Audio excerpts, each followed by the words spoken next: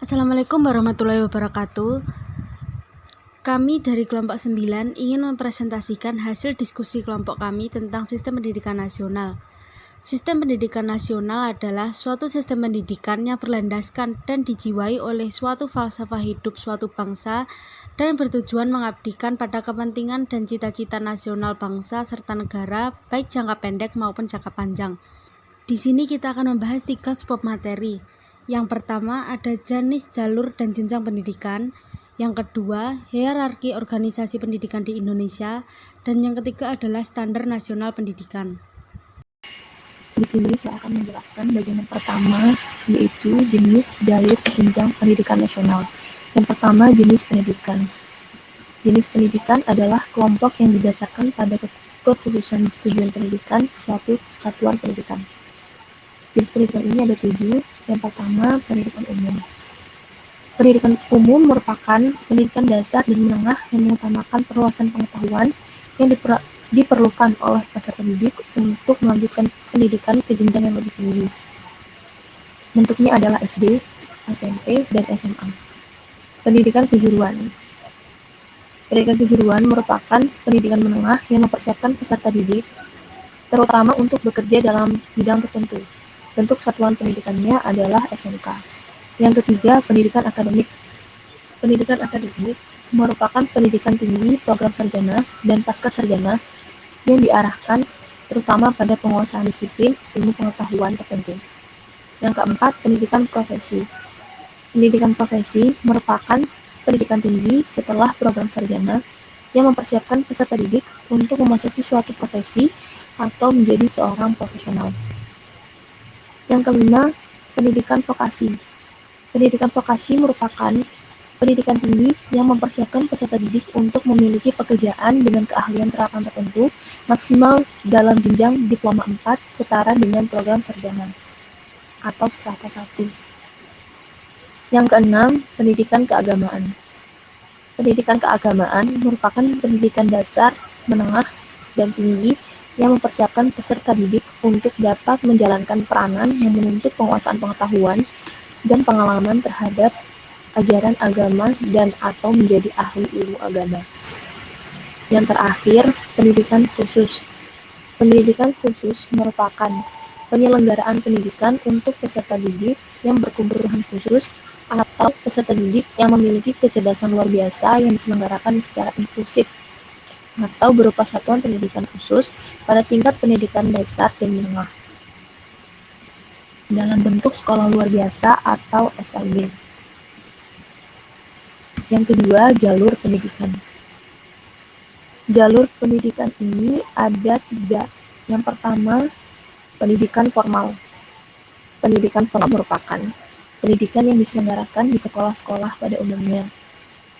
Jalur pendidikan ini mempunyai jenjang pendidikan yang jelas, mulai dari pendidikan dasar, menengah, sampai pendidikan tinggi. Yang kedua, pendidikan non-formal. Pendidikan non-formal paling banyak terdapat pada usia dini, serta pendidikan dasar adalah TPA atau Taman Pendidikan Al-Quran yang banyak terdapat di setiap masjid dan sekolah yang terdapat di semua gereja. Yang terakhir, pendidikan informal. Pendidikan informal adalah jalur pendidikan keluarga dalam lingkungan berbentuk kegiatan belajar secara mandiri yang dilakukan secara sadar dan bertanggung jawab. Yang ketiga adalah jenjang pendidikan. Jenjang pendidikan ini ada 5.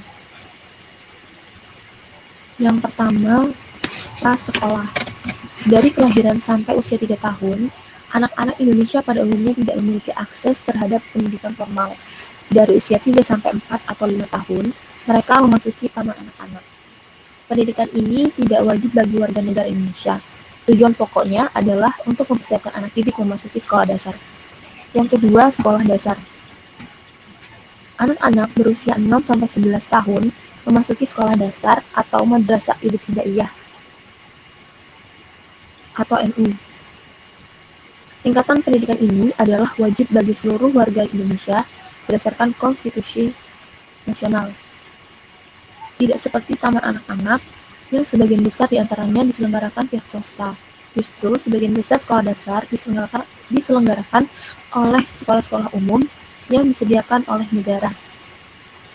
Yang ketiga, sekolah menengah pertama. Sekolah menengah pertama dan madrasah sanawiyah adalah bagian dari pendidikan dasar di Indonesia.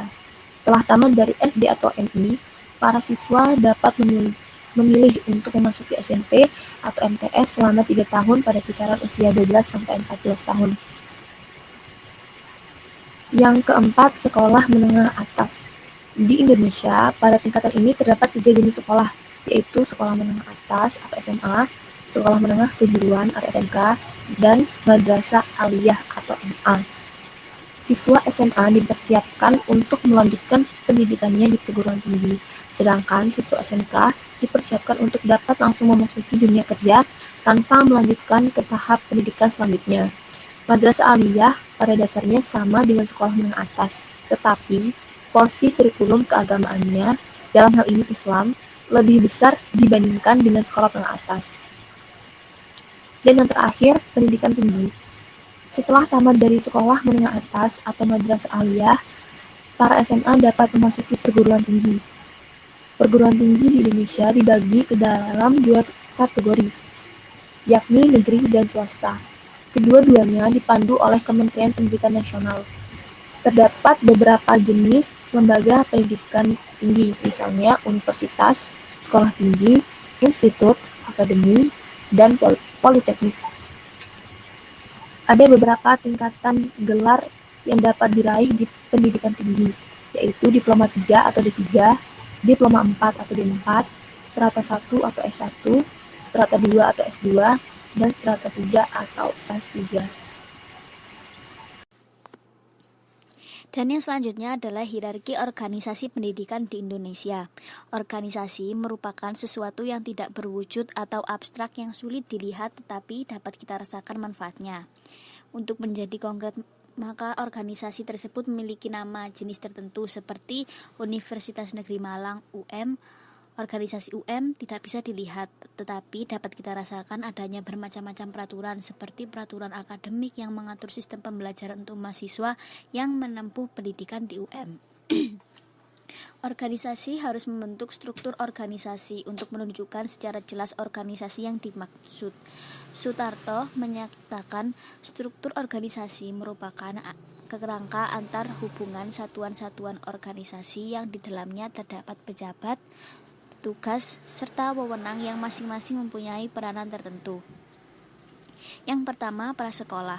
Prasekolah memiliki pembina dalam jenjang prasekolah berasal dari unsur dinas pendidikan dan lembaga penyelenggara atau penasehat yang bersangkutan. Kegiatan pembinaan yang dilakukan terbatas pada lingkup pembinaan program yang dilaksanakan. Lalu selanjutnya, prasekolah memiliki penasehat. Penasehat atau lembaga penyelenggara bertugas untuk memberikan masukan terkait hal-hal yang harus dilakukan dalam rangka meningkatkan kualitas pendidikan, ikut serta dalam usaha menyediakan sarana dan prasarana pendidikan, dan lain-lain. Yang selanjutnya adalah kepala sekolah. Kepala sekolah mempunyai tugas untuk menyusun rencana pembelajaran yang akan diberikan kepada peserta didik, melakukan kerjasama dengan pihak lain seperti pihak yayasan dan pemerintah dalam rangka meningkatkan kualitas pendidikan. Yang selanjutnya adalah sekretaris. Sekretaris bertugas dalam mengatur semua jadwal kegiatan yang akan dilakukan kepala sekolah, mendokumentasikan pendidik dan peserta didik yang tidak hadir, dan sebagainya. Yang selanjutnya, bendahara.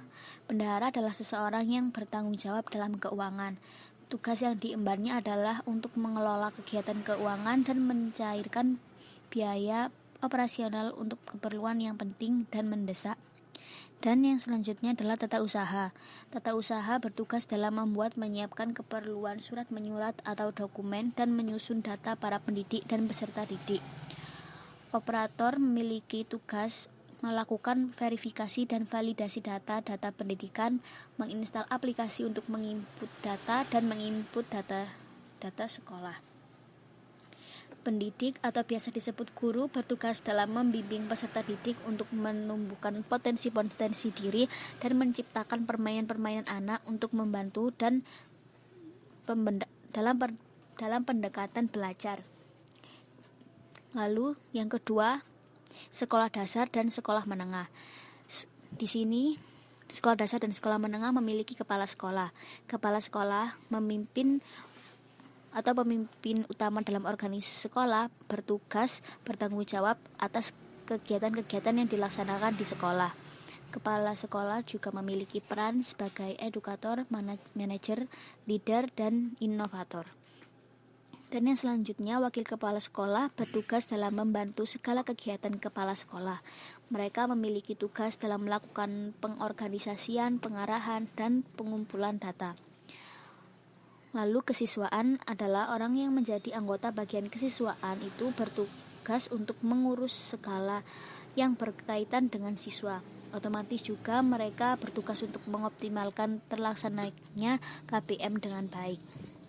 Lalu yang selanjutnya adalah wali kelas. Wali kelas adalah orang yang diberi tugas untuk mengawasi kelas tertentu dan memberikan informasi yang berkenaan dengan sekolah, juga penanggung jawab dinamika pembelajaran di kelas tertentu. Wali kelas berperan penting untuk menghubungkan antara sekolah, siswa, dan wali murid. Lalu yang selanjutnya adalah pustakawan. Pustakawan ini bertugas untuk menyusun laporan pelaksanaan kegiatan perpustakaan secara berkala, menyusun tata tertib perpustakaan, perencanaan pengembangan buku perpustakaan, dan merencanakan pengadaan buku-buku pustaka atau media cetak. Lalu tata usaha, tugasnya adalah mengkoordinasikan penyusunan rencana, evaluasi program anggaran secara laporan, mengelola urusan kepegawaian, menyusun peraturan, pelaksanaan urusan keuangan, pelayanan informasi, dan lain sebagainya. Lalu guru mata pelajaran. Tugas dari seorang guru di sekolah tidak hanya mengerjakan mata pelajaran tertentu, tetapi juga memberikan penilaian untuk masing-masing siswa yang dicantumkan dalam jurnal penilaian, mengecek dan mengisi kehadiran siswa pada setiap pertemuan. Apabila ada siswa yang kurang dari segi nilai, maka guru memberikan program remedial. Bimbingan konseling atau juga yang disebut BK bertugas meliputi memberikan motivasi pada siswa agar lebih berprestasi tidak hanya di sekolah tetapi juga di luar sekolah. Bekerja sama dengan wali kelas untuk mengatasi permasalahan belajar agar siswa yang bermasalah bisa memberikan konsultasi dan bimbingan terkait sekolah. Lalu yang terakhir yaitu perguruan tinggi. Perguruan tinggi memiliki pimpinan. Para pimpinan dalam perguruan tinggi ini bertugas untuk memimpin, membina, menentukan kebijaksanaan penyelenggaraan pendidikan dan pengajaran, serta membina dan melaksanakan kerjasama dengan instansi. Yang selanjutnya adalah pelaksana administrasi.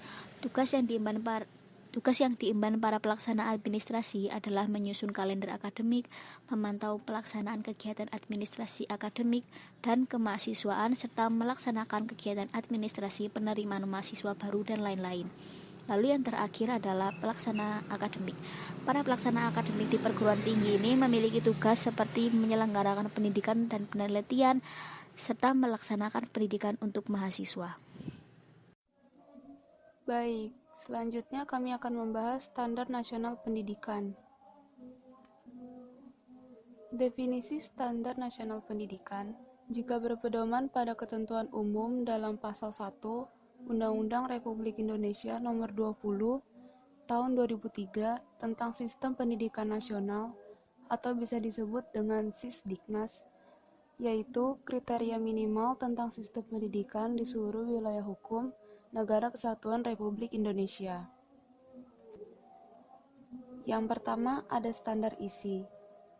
Standar isi merupakan kriteria yang mencakup lingkup materi minimal dan tingkat kompetensi minimal untuk mencapai kompetensi minimal pada jenjang dan jenis pendidikan tertentu, serta berkaitan dengan pelaksanaan dan pengembangan kurikulum.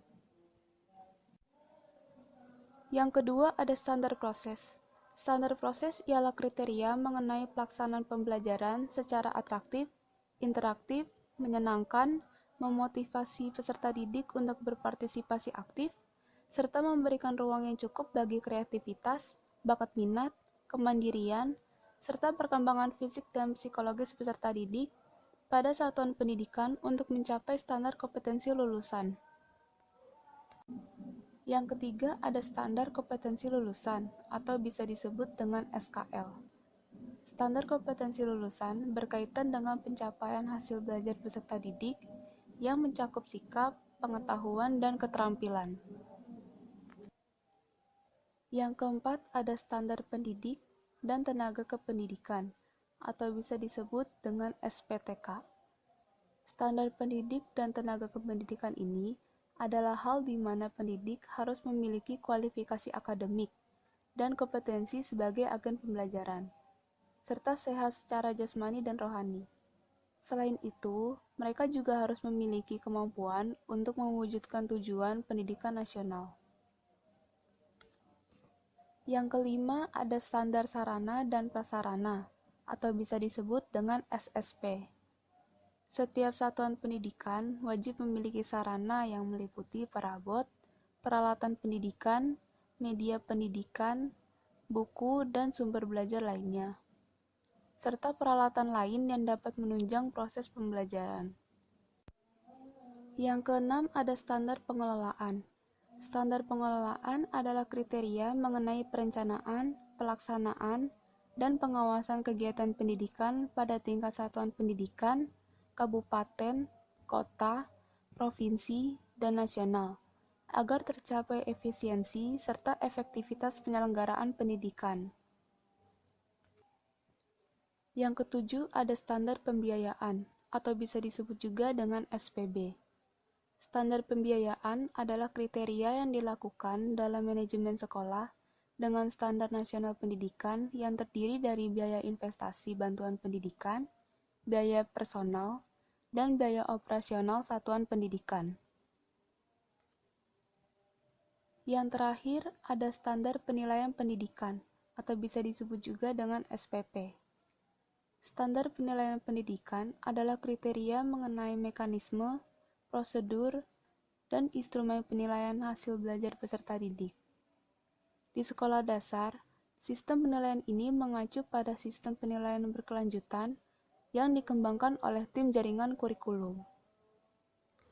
Sekian presentasi dari kelompok kami. Jika ada kurangnya, kami mohon maaf sebesar-besarnya. Wassalamualaikum warahmatullahi wabarakatuh.